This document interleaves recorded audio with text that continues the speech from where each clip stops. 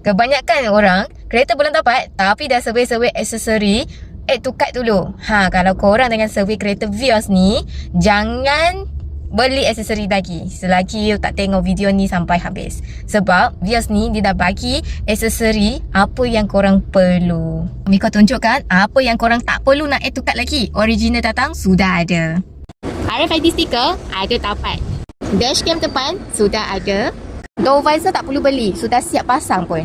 Bahagian steering ni pun tak payah beli, sudah ada. Ear pump pun sudah bagi. Dalam pun ada jumper cable. Plate ni pun dah siap pasang. Body kit dah siap pasang. Depan belakang pun ada. Lampu pun tak payah modified dah cantik. Aksesori yang Wiko sebut tadi, semua ni akan dapat kalau korang beli kereta Vios ni.